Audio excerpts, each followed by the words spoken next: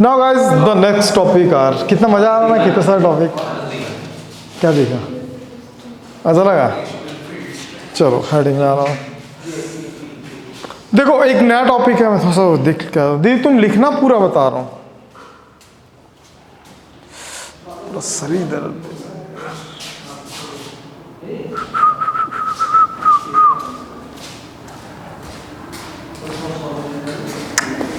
देखो, now it's time to discuss about the gravitational field. What is a gravitational field? मान लो कि एक magnet है, मान लो एक मैग्नेट है, तो उस मैग्नेट का अपने सराउंडिंग एक क्या होता है, एक रीजन होता है, एक लेयर होता है जहाँ तक वो इफेक्टेड रहता है, उसके बाहर वो इफेक्ट क्या होता है, खत्म हो जाता है। सिमिलरली हम बात कर रहे हैं ग्रेविटेशन फील्ड स्ट्रेंथ के बारे में बात करते हैं, लेकिन कभी भी ग्रेविटेशन फील्ड को अपन डिफाइन नहीं करते, रख दे नीचे। कभी भी ग्रेविटेशन फील्ड को अपन डिफाइन नहीं करते, लेकिन बोल सकते हो area surrounded by a object whenever it affected, area और region surrounded by an object whenever it affected is called the gravitational field. लेकिन फील्ड तो हर जगह पे रहेगा इसका, है ना, इसीलिए इसको अपन डिफाइन नहीं करते हैं। तो इसलिए अर्ज किया है छोटा सा definition please. Every mass particle is surrounded by a space with in which influence can be felt. मतलब समझ में आ रहा, समझ रहा तो पढ़ा होगा पहले भी। दिस रीजन और space is called the gravitational field. एक और बात मैं क्लियर कर दूं, ये डेफिनेशन आपको नहीं मिलेगा। रीजन, क्योंकि ग्रेविटेशनल फील्ड को कहीं पे भी डिफाइन नहीं किया गया। क्यों? क्या बोल रहा है? यही तो बात है बेटे, यही तो फायदा है तेरे को मेरे साथ पढ़ने का। जो कहीं का डेफिनेशन है वो यहाँ मिलेगा तेरे को, समझ में? क्यों? क्योंकि इसका यूज है। जैसे अपन वो पढ़े सुपरपोजिशन में, दो चीजें बताया था, एक कहीं नहीं मिलेगा लेकिन उसको पढ़ते हैं। तो उसी तरह ग्रेविटेशन फील्ड, आप मैग्नेटिक फील्ड पढ़ोगे, इलेक्ट्रिक फील्ड पढ़ोगे, ग्रेविटेशनल फील्ड नहीं पढ़ोगे। ग्रेविटेशनल फील्ड स्ट्रेंथ पढ़ते हैं, फील्ड नहीं पढ़ते। रीजन, क्योंकि अभी तू है तो एक ह्यूज मास है, अगर दूर जाऊंगा तब भी तू रहेगा मास, पॉइंट मास बन जाएगा, तब भी तेरा इफेक्ट होगा वहां पे कुछ ना कुछ। समझ में आ रहा है? तो अपन जब फील्ड की बात करते हैं तो एक सर्टेन एरिया की बात करते हैं, उसके बाहर उसका इफेक्ट क्या होता है, खत्म हो जाता है। उसका इन्फ्लुएंस उस एरिया के अंदर ही रहेगा, उसके बाद उसका इन्फ्लुएंस क्या हो जाएगा, खत्म हो जाएगा। ठीक है, तो लिखे क्यों है इसको? क्योंकि इसका यूज है, इसका इंपॉर्टेंस है। बात समझ में आ रहा है? तो एरिया और region surrounded by an object whenever it affected or influenced any other object, this area or region is called, hopefully done। समझ में आ गया? ग्रेविटेशन फील्ड नहीं समझ में आया? देखो एक छोटा सा मास है मान ले, ठीक है, ये मास है और एक मास और रखा हूं, ये m1 है और ये m2 है, दोनों एक दूसरे के बहुत दूर है, बहुत दूर है। बहुत दूर होने के बाद ये दोनों पॉइंट मास बन गए। ध्यान समझने की कोशिश करना। अभी अर्थ कैसा है तो बोलेंगे अर्थ इज ए ह्यूज। क्यों? क्योंकि इसका रेडियस कितना, 6400 किलोमीटर। ठीक है, 6400 किलोमीटर तो ह्यूज हो गया। लेकिन अरे अभी पूरा रटवाऊंगा भाई, सारा चीज रटवा दूंगा मैं तेरे को। ठीक है, मजा तो पीवाईक्यूज के दिन आएगा। ठीक है, देखना। तो अगर मैं बोलूंगा कि ये ह्यूज है, बहुत बड़ा है, ठीक है, तो इसका मतलब क्या होगा कि अर्थ सच में बड़ा है ना। अब तू अर्थ से बाहर निकल, गैलेक्सी में जा, अर्थ तेरे को एक बॉल दिखेगा, फुटबॉल दिखेगा, और ऊपर जाएगी एप्पल दिखेगा, और ऊपर जाएगी चेरी दिखेगा। समझ में आ रहा है?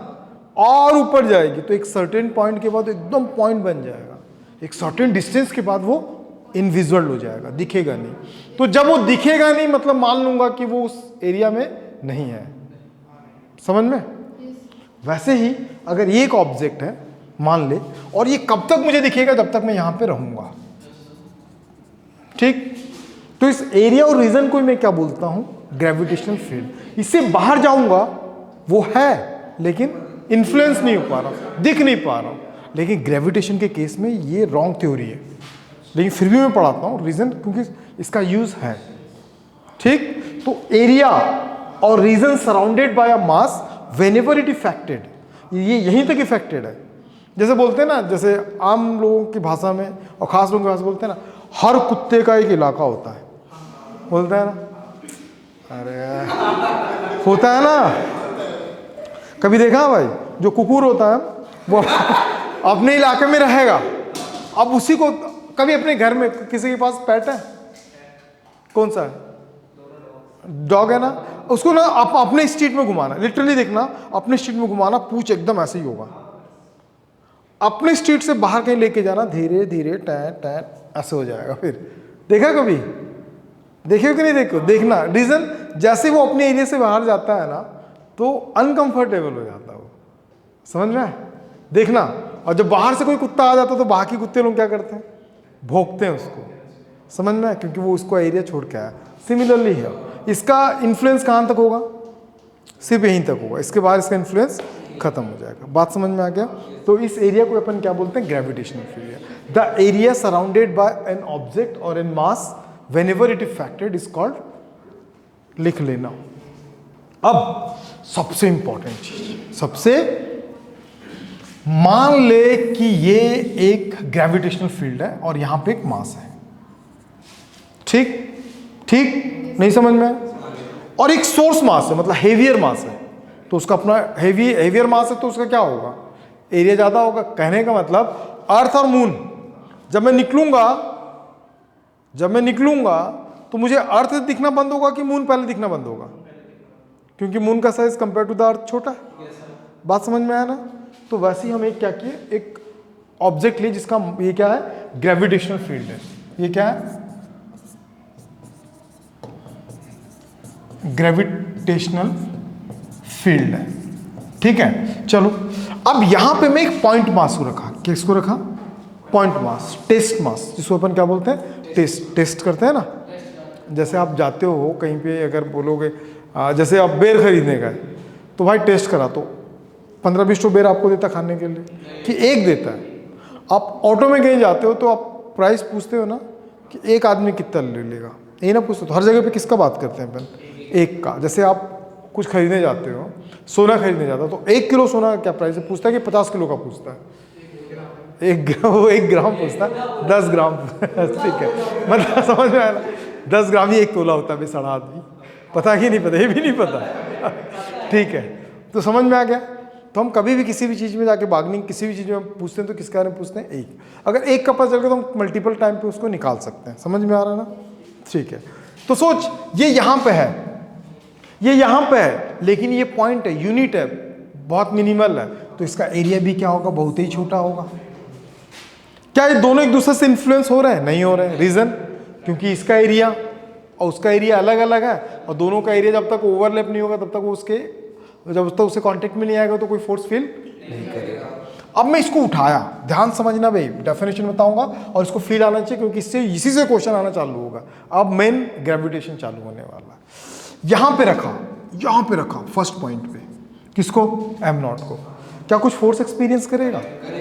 फिर उठाया, यहां पे रखा, अब यहां पे रखा, करेगा कि नहीं करेगा? इसी को बोलते हैं, यहां स्ट्रेंथ ज्यादा है कि यहां स्ट्रेंथ ज्यादा है। The force experience by unit mass when kept in a gravitational field at that point is called the field strength, field strength. The force experience by unit mass inside of the gravitational field at that point is called gravitational field. that point क्यों बोलते हैं? क्योंकि हर point पे same है कि अलग अलग है, तो पॉइंट टू पॉइंट हमको डिफाइन करना पड़ता है। नहीं समझ में? अबे पढ़ने मार्क सड़े लोग हैं भाई, पढ़ने बोला तो लिखने लगे। मैं डेफिनेशन जो समझाया वही है भाई, each point of the field, समझ गया ना? जो बताया वही चीज है भाई, मतलब पढ़ेगी। चल लिख, पढ़ मेरे को। Mass place at a point and the call the gravitational field strength. The region क्या, द रीजन उस एरिया में है बोल रहा है भाई। क्या फर्स्ट टाइम इंग्लिश मीडियम है क्या भाई? फर्स्ट टाइम है, चल छोड़, बाकी समझ में आ गया? नहीं समझ में आया? फील्ड स्ट्रेंथ का मतलब समझ में आ गया? फील्ड स्ट्रेंथ सब जगह पे सेम होगा कि अलग अलग होगा? मैं इसको समझाता हूँ तुम्हारे तरीके से। अभी ठंड चल रहा है, तुम सुबह सुबह रनिंग करने जाती हो, ठीक है, तो देखते हो कि डोगरा डाकर लोग आग लगा के बैठे रहते हैं, ठीक है, तो तुम बहुत दूर में खड़ी हो तो आग का इफेक्ट तुमको ज़्यादा लगेगा। जैसे से पास आते जाओगे तो आग का इफेक्ट कम होता जाएगा।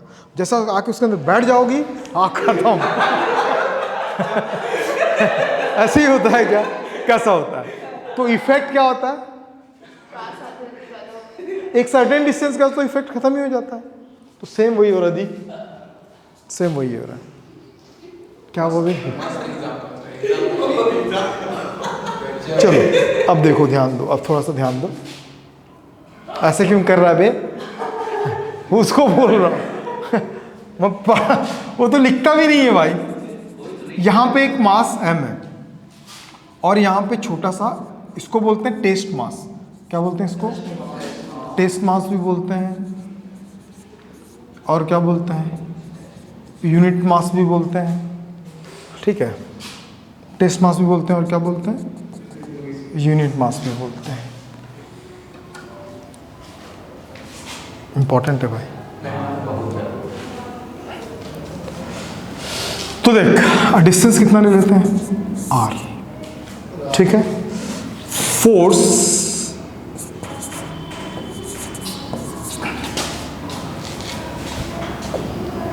इसका एक डेफिनेशन बता रहा हूं, ध्यान रखना।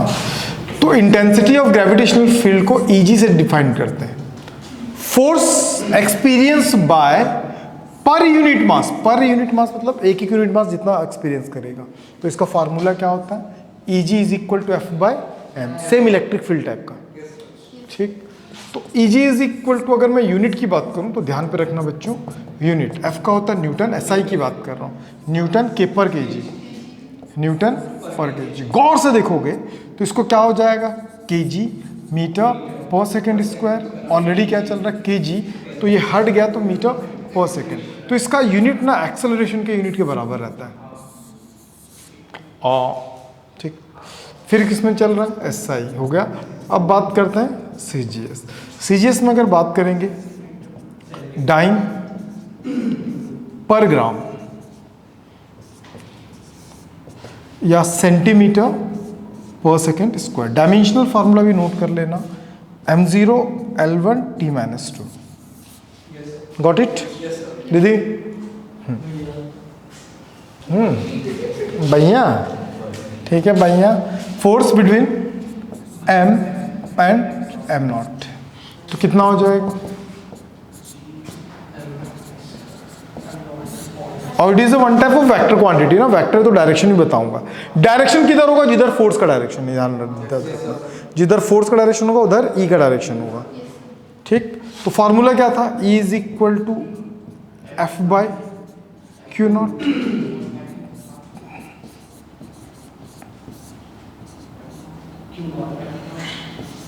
m0 रे, अबे सॉरी रे,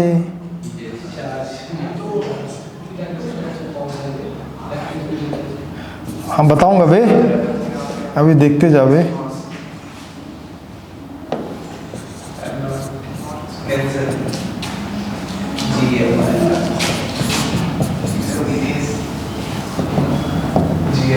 क्या विदेश? तो याद रखना, ग्रेविटेशनल फील्ड का सबसे इंपॉर्टेंट बात बता रहा हूं। इसका जो ग्रेविटेशनल जो फील्ड होता है ना, वो पॉइंट मास यूनिट मास पे डिपेंड नहीं करता। फील्ड स्ट्रेंथ जो होता है किस पे डिपेंड नहीं करता। ठीक है,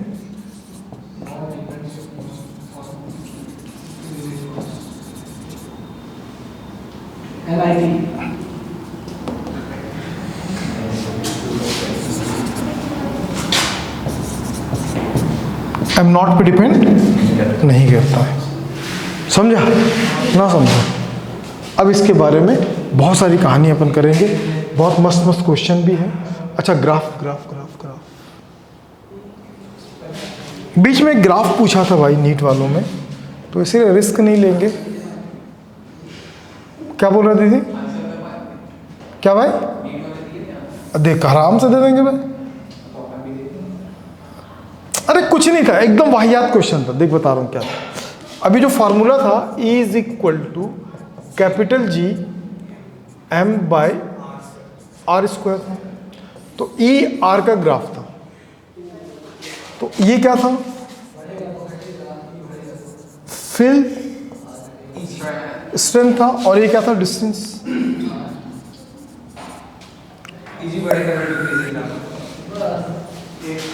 पूछा हुआ था, ये सब पूछता है।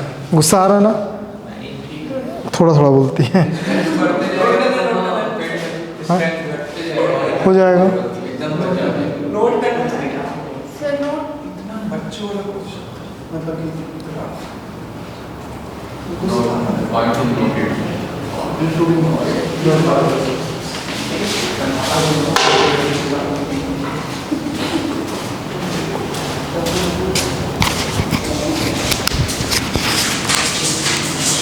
तो ठीक था आज का क्लास, फटाफट देखते जाएंगे, ठीक है। फील्ड स्ट्रेंथ के लिए अगर मैं तुमसे पूछूं कि भाई ये एक मास है कैपिटल एम, ठीक है, और यहाँ पे एक स्मॉल मास है स्मॉल एम, और दोनों के बीच का जो डिस्टेंस है दैट इज आर, ठीक है। तो what is field intensity, the formula of the field intensity? वही बोलेगा जी भाई, कैपिटल एम स्मॉल एम, मुझे इस पॉइंट पे निकालना है। समझ में आ गया? नहीं आया? हमेशा क्या होता है? कैपिटल एम, वो यूनिट पे डिपेंड नहीं करता, इसी से सारा क्वेश्चन बनता है। तुम इसको लेके बनाना, बाकी लोग इसको लेके बनाएंगे, समझी? ये चीज ध्यान रखना, इसी से पूरा कहानी बनेगा। तो कल तो मैं इसके बारे में बता चुके थे, प्रीवियस क्लासेस में इसके बारे में फुल डिस्कस हो चुका है। Now it's time to discuss about the some questions related to the this. तो देखो, अभी लिखना नहीं थी, सिर्फ समझना है। Find the field strength at a point along the axis of the thin rod of length L. सबसे पहले हमको क्या करना पड़ेगा? एक रॉड लेना पड़ेगा। क्या लेना पड़ेगा? रॉड। कल ये क्वेश्चन नहीं हुआ था क्या? एक रॉड ले लिए, गुड, ठीक है, एक रॉड ले लिए, बहुत बढ़िया। अब इस रॉड के एक्सिस में हमको क्या करना है? एक्सिस पे, यहां पे थिन रॉड, इसका लेंथ जो है ना वो कैपिटल एल है। कितना? कैपिटल एल है, ठीक। एंड इसका मास जो चल रहा है वो कैपिटल एम। ध्यान रखना, क्वेश्चन दो तरीके से देता है, एक मास के फॉर्म में देगा, एक किसके फॉर्म में देगा? डेंसिटी के फॉर्म में देगा।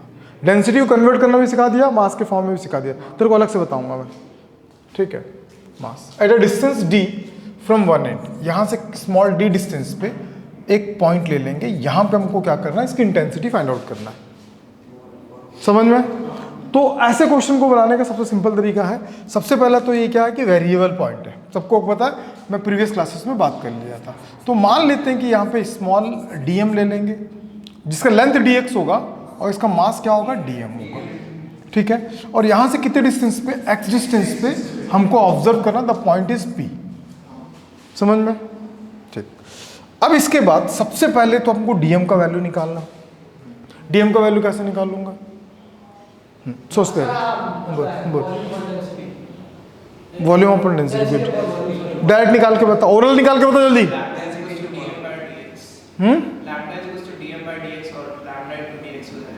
अबे साढ़े आदमी, डायरेक्ट बोल रहा हूं मैं। dm इज इक्वल टू, देख निकालने का तरीका बताता हूं, इसका dm, इसका लेंथ, डायरेक्ट निकालना है, इसका m बाय इसका लेंथ, तो dm is equal to m by l, साथ में होगा dx। कोई डाउट है क्या? डायरेक्ट निकालना आना चाहिए सबको, ठीक, गुड। रिकॉर्डिंग चालू नहीं किया, ऐसा मत सोचना। मैं डर गया था। Okay, done. चलो, अब अपने को क्या निकालना? पूरे होल रॉड के कारण निकालना। तो हम क्या लिखेंगे? इंटेंसिटी निकाली, तो dm निकला, तो अब सबसे पहले क्या निकालेंगे? d। क्या निकालेंगे? d। क्या होता है फार्मूला बताओ? हाँ, तेरे को नहीं पता, उसको नहीं पता, छोड़ दो, गंदा आदमी है। वही कैपिटल G। क्या होता है? किसको निकाल रहे हैं? dm का। तो यहां पे क्या आएगा? dm। कितने डिस्टेंस में बाबू? कोई टेंशन है क्या? आसान है कि बहुत आसान है? तो d अभी आसान, बहुत आसान हो जाएगा, रुक जा। हाँ, dm का वैल्यू कितना है? m बाई एल, और साथ में dx, और इन सब के नीचे क्या चल रहा है? कोई दिक्कत? बे जवानों, जोर से आवाज आना चाहिए। कोई दिक्कत? कौन था बे? कौन था ये? ठीक। हो गया यहां तक। अब अपने को क्या निकालना है? होल स्ट्रेंथ क्या निकालना है, टोटल स्ट्रेंथ। तो टोटल स्ट्रेंथ क्या हो जाएगा, ई। भैया कहां से कहां तक, L6 L plus D. Good, फिर क्या लिखेंगे, डी, कि मैच ही करना, समझी भगवान।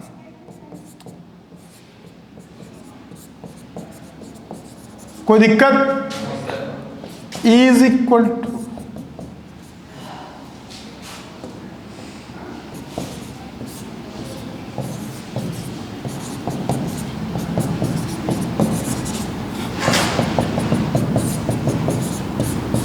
इसका इंटीग्रेशन करेंगे बच्चों तो ये आएगा -1/x, एक्स स्क्वायर ऊपर जाएगा, -2 होगा, -2 + 1।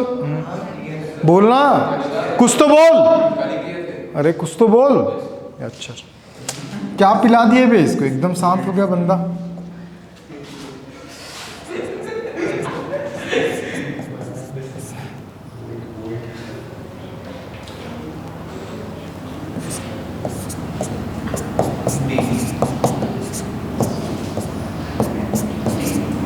नहीं आया, लिमिट रखेंगे तो लिमिट को मैं पहले माइनस कर देंगे। तो E इज इक्वल टू, कल कुछ बोला था दीदी, याद है दीदी, क्या बोला था, आ बोला था मैं, आ नहीं बोला था मैं, बोला था मैं, आ बोला था, बोला था, बोला था, क्या आ तो नहीं बोला था मैं।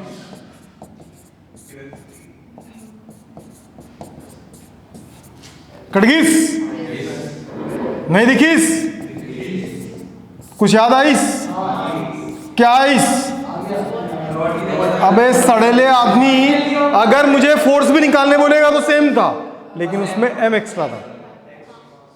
ठीक, तेरे को अलग से बताएगा मैं समर वेकेशन पे, प्रॉमिस है। समझ में आ गया ना, कल वाला सेम कंडीशन था। किसी को दिक्कत, किसी को दिक्कत, बंदे बंदे। नेक्स्ट क्वेश्चन लिखेंगे, कोई भी नहीं, सिर्फ देखेंगे यहाँ पे फटाफट। आप यहाँ पे 2 रॉड देख सकते हैं, लिखेंगे कोई भी नहीं, सिर्फ देखेंगे यहाँ पे।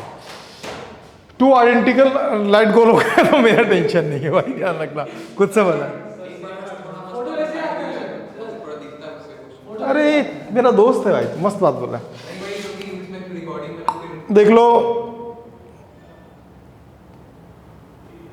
पॉज करके देख सकते हो।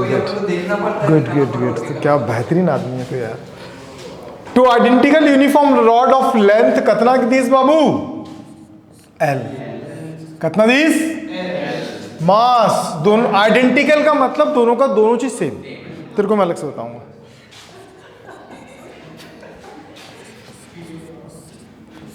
क्या पापा पापा हो गया। Placed in the same line में क्लोजर एंड्स आर डिस्टेंस। दोनों का जो क्लोजर एंड है वो कितने डिस्टेंस पे, दीदी डी डिस्टेंस है यार, shown in the figure. Find the gravitational force attraction between the rods. अब सिंपल चीज है, केसेस जैसा करते थे वैसे ही करेंगे। मान लेते हैं कि पूरा एक पॉइंट था जैसे से पहले लेते थे, याद आया दीदी। ट्राई करना चाहोगे, एक बार ट्राई करना थोड़ा सा प्लीज। क्वेश्चन लिखने में टाइम वेस्ट नहीं करना, सिर्फ डायरेक्ट ट्राई करो जल्दी से। और सिर्फ मैं आपको 1 मिनट का टाइम दूंगा और सट बन जाना चाहिए।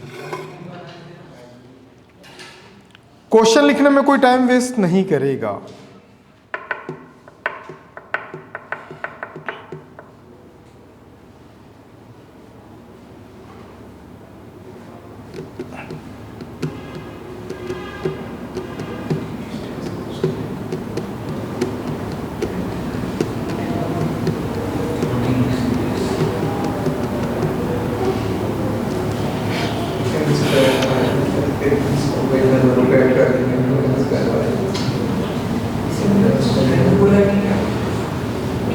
हो गया, गुड। कितने लोगों का आ गया।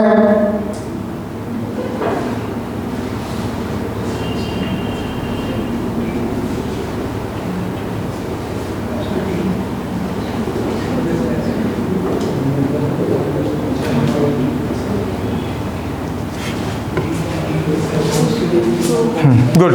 सर वो जी m स्क्वायर चलो नहीं बनेगा, थोड़ा स्टेप बन गया। कितना आंसर है? मतलब कुछ तो आया नहीं, बताऊंगा नहीं, लेकिन बताना बे तभी तो तू बढ़ेगा। देखो देखो देखो देखो, मैं आपको बताता हूँ, मस्त सा क्वेश्चन है। सबसे पहले तो हमको क्या बोलना, find out the gravitational force बोला है। क्या बोला? फोर्स के लिए हम किससे निकाल सकते हैं? इंटेंसिटी से निकाल सकते हैं। जैसे इंटेंसिटी, अरे पता है ना, intensity is equal to D is equal to F by M not था। चलो सबसे पहला काम हम क्या करते हैं, थोड़ा इससे पहले वाले लॉजिक को हम लगाते हैं। मान लेते हैं कि भैया ये क्या है, dx है, जो कितने डिस्टेंस पे है? x डिस्टेंस पे, इस पूरे पार्टिकल से। तो इंटेंसिटी यहां पे कितना निकलेगा भाई? d g, इस पूरे का मास बाय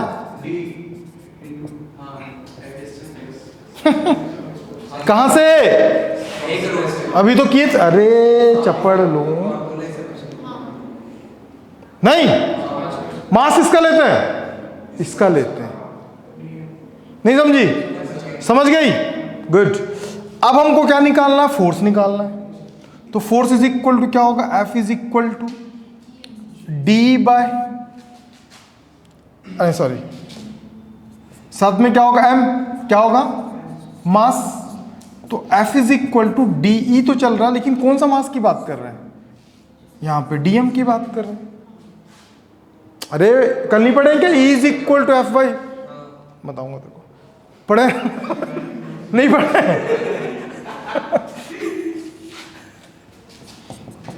डी का वैल्यू, जी कैपिटल है, कोई दिक्कत? अब डीएम का वैल्यू निकालो, सबसे आसान है यार। क्या होगा? डायरेक्ट निकालो। इसका लेंथ, इसका मास बटे इसका लेंथ, उसका मास बटे उसका लेंथ, तो इसका mass is equal to ml by D x, M L into D x.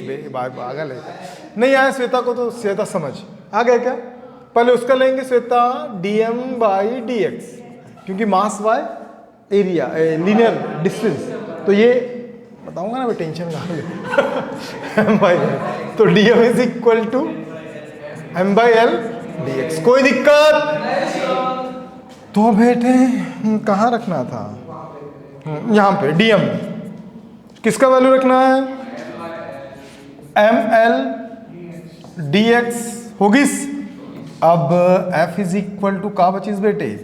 gm square, और साथ में क्या आ गया? ये d निकला, df निकला, छोटा फोर्स है ना, फोर्स कैसा निकला? छोटा निकला। चलो gml, और ये क्या होगा? l, और यहाँ पे x प्लस l, साथ में dx। से यस और नो? यस और नो?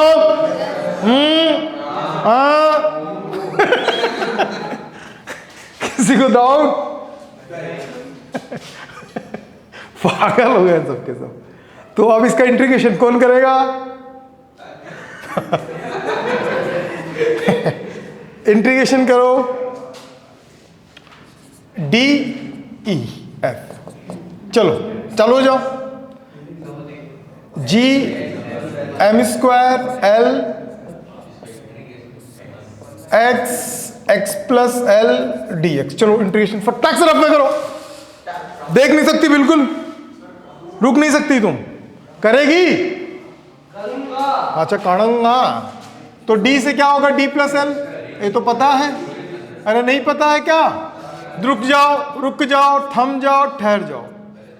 एम स्क्वायर एल, तो भैया इंटीग्रेशन किसका हो रहा है? D plus D L, 1 by x plus L, और साथ में डी एक्स। कर सकती हो कि ना कर सकती हो? बता कितना आएगा? आज फिर वाट लगा था। कौन, कितने लोग कर सकते हो? कर सकते हो, बोल कैसे करेगा? पार्शियल फ्रैक्शन इसको ब्रेक करते हैं। तो ब्रेक करने का तरीका बहुत सिंपल है, वो भी जानते होंगे, ट्रिक तो जानते होंगे। M square L, partial fraction में ब्रेक करने के लिए सबसे पहले क्या करते हैं? 1 बाई एक्स प्लस एल करते हैं। जो एक्स्ट्रा टर्म बचता है उसको अपन क्या करते हैं? मल्टीप्लाई कर देते हैं। तो यहां पे एल बचेगा, तो इसीलिए एल का मल्टीप्लाई रे। नहीं समझा?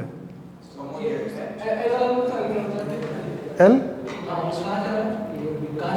अब इसको सॉल्व करेगा ना, तो इसमें एल बचेगा। उस एल को काटने के लिए पहले एल का मल्टीप्लाई करते हैं। बोल। छोटा एल कहाँ से है? हाँ, छोटा एल कहाँ से आया बे? हर जगह से स्मॉल एल ही चल रहा था भाई।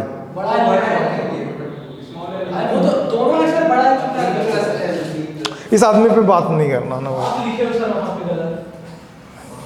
मतलब मैं गलत हूँ। ठीक।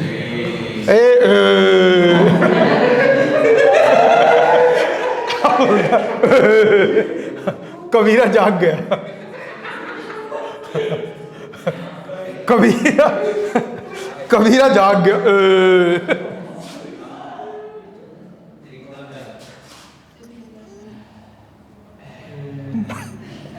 अभी दूंगा। साला पढ़ाई छोड़ के सब काम करते हैं क्लास में बच्चे।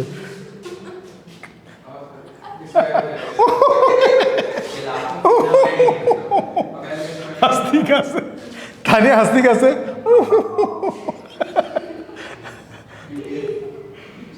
चलो ओके डन।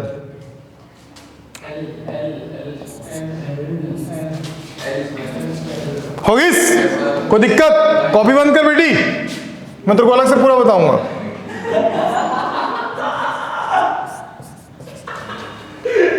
हंसो हंसो बेटा हंसो, जितना हंसो हंसना हंसो। हाँ, एक एल है, एक का मल्टीप्लाई, एक का डिवाइड करेंगे। अरे पार्शियल फ्रैक्शन में ब्रेक करेगी तो एल बचेगा ना। लॉग एक्स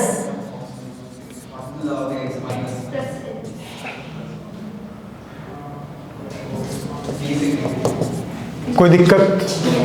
कोई दिक्कत?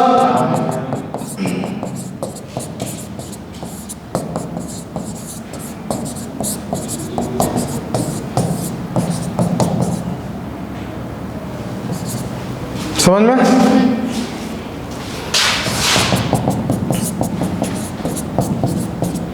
ऐसा क्यों लग रहा है कि मैं खुद बना रहा हूं, खुद समझ रहा हूं यार? क्या गलत है भाई? गलत लग रहा है, समझ रहा हूं। कहाँ गलत लग रहा है? क्या गलत लग रहा है तेरे को भाई? 1/x से क्या होता है? हाँ, आपको गलत लग रहा है, हम लोग भी समझ रहे हैं। अच्छा काश, कितना गंदा आदमी है तू।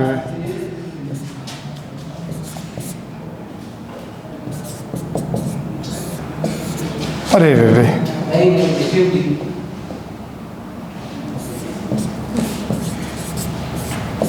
ये तो अलग ही स्वैग में। क्या सिर्फ डिब्बे? अपर लिमिट रखेंगे एक्स की जगह पे, फिर लोअर लिमिट रखेंगे।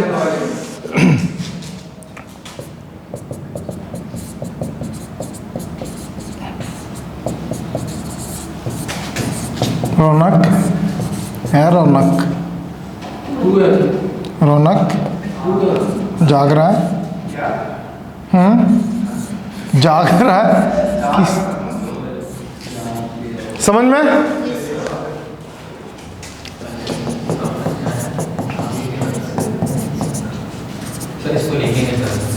लिखना तो सबको है बेटे।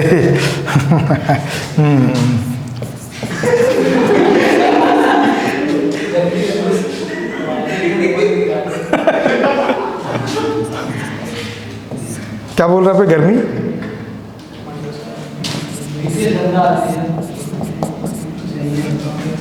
नहीं आया समझ में?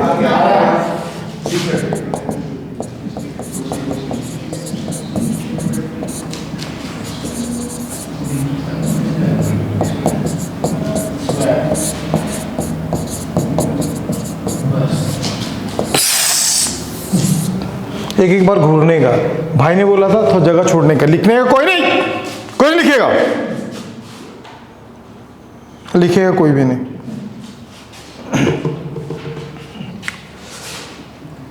देखने बोला हूं बस। सेकेंड पॉइंट में क्या लिखा हुआ?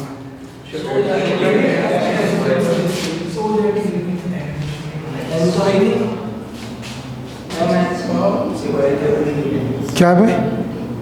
जो बोला होगा नहीं नहीं, क्या बोल रहा है? नहीं, ये फालतू बात कर रहा है। क्या नहीं, क्या नहीं है भाई? कहाँ पे एल कहाँ है? हाँ,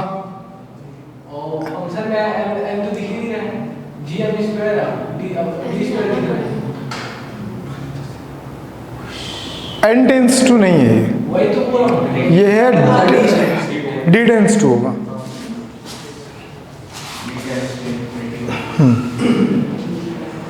d टेंस टू इन्फिनिटी, सुधार लेना उसको, ठीक है। तो उम्मीद करता हूँ सबका बन जाएगा यहाँ तक, नहीं बन जाएगा पक्का? चलो, and the second part is, sir इसको नोट करना है। अरे नोट तो सबको करना दीदी।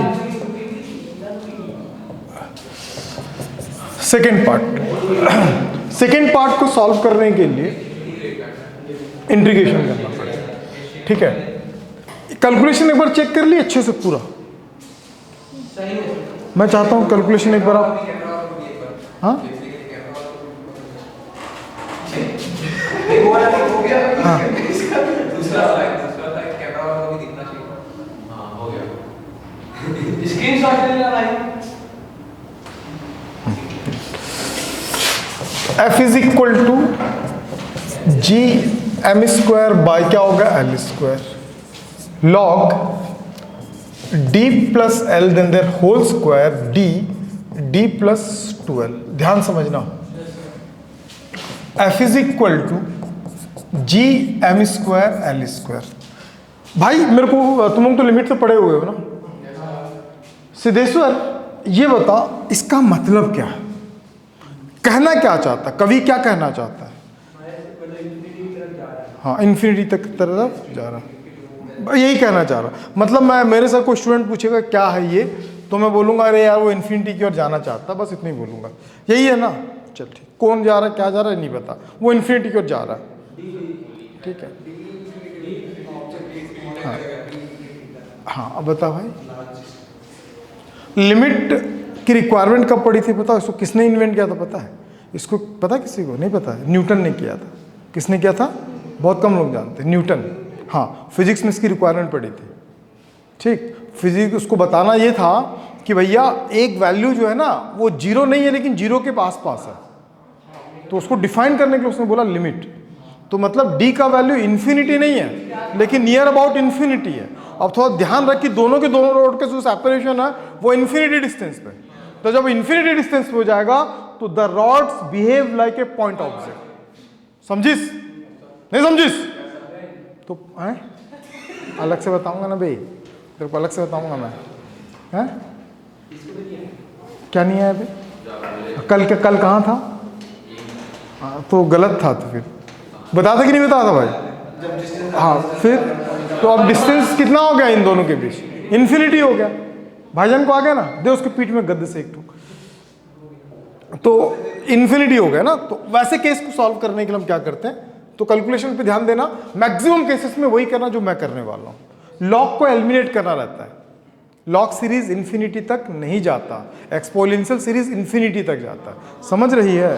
तो इसलिए उसको इन्फिनिटी से हटाना पड़ेगा, मतलब moral of the story log को हटाना पड़ेगा। किसको? हाँ समझते हो तुम लोग। तो सबसे पहले इसमें डी स्क्वायर कॉमन ले लो, एल बाई डी दिखिस, अरे कुछ तो बोलो, यहाँ पे भी डी कॉमन ले लो, नहीं आया, कटगिस, बहुत आसान है ना। जब भी ऐसा केस आएगा ऐसे ही करने का। दीदी कहीं डाउट है क्या? चुप रहे, तेरे को ही बोल रहे टाइम पास करने के लिए। वो अपने आप को लड़का वही तो।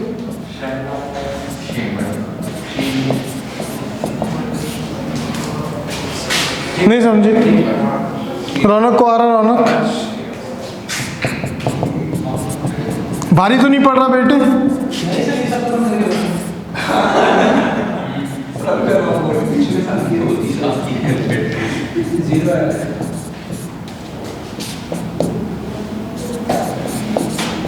By using the binomial theorem minus का आता है।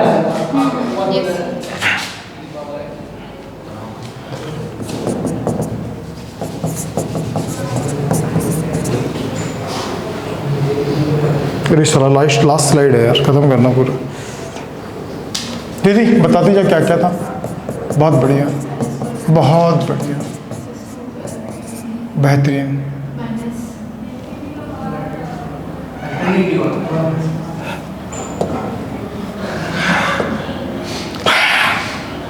हर बात पे हंसी आती है तुम लोगों को।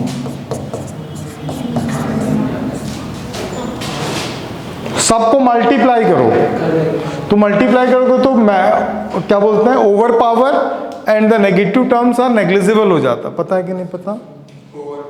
मतलब पावर का वैल्यू ज़्यादा होगा, अभी मैक्सिमम गिवन है 2 से ज़्यादा होगा तो नेग्लिजिबल होगा, नेगेटिव वैल्यू होगा तब भी नेग्लिजिबल होता है। जानते हैं ना कैलकुलेशन में? तो जब उन सबको हटा दोगे तो you can only finding the value of gm²/l² log 1 + l² plus क्या होगा d²। करके देख लेना। जब मल्टीप्लाई करोगे, करके दिखाऊं? कर लोगे। कौन कौन सा ओमिटेड रहता है? Over power and the negative terms. ठीक है, क्योंकि दोनों के दोनों का वैल्यू क्या होता है, नेग्लिजिबल हो जाता है। ठीक, तो बचा इतना। तो लॉग का सीरीज का फार्मूला तो पॉडेज है ना बाबू, 1 + x। बोल भाई।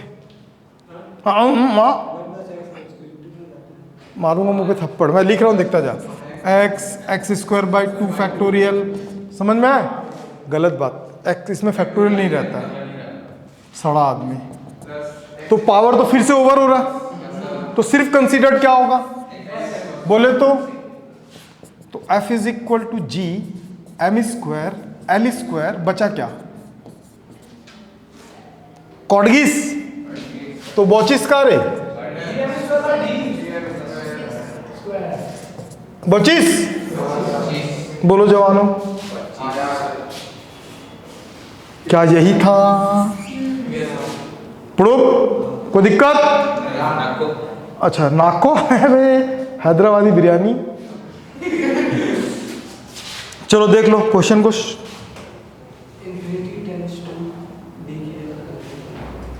नहीं, थोड़ा धीरे धीरे देखना भाई जिसको। Now it's time to discuss about the gravitational field lines. Note कर रही है क्या क्या है, क्या क्या टॉपिक हो रहा है? क्या बोल रहा है वो? इन्फिनिटी। हाँ, अब बता यूज कहाँ पे हुआ? जो ओवर पावर था और जो नेगेटिव था वही डिफाइन कर रहा था कि इसका वैल्यू बहुत लास्ट तक जाएगा, इसलिए उसको नेग्लिजिबल कर देते हैं। नहीं समझ में आया ना? मैं तेरे को पूरा कराऊंगा। ग्रेविटेशनल फील्ड लाइंस क्या बोल रहा है? कुछ बोलना चाहता है? देखना है? देख ले, जल्दी देख ले मेरे दोस्त। ये किससे पहले और पहले? बस दुआ करो कि लाइट ना खोलो बाबू। लाइट अगर ऐसा नहीं होता सेव, समझ में आ रहा है?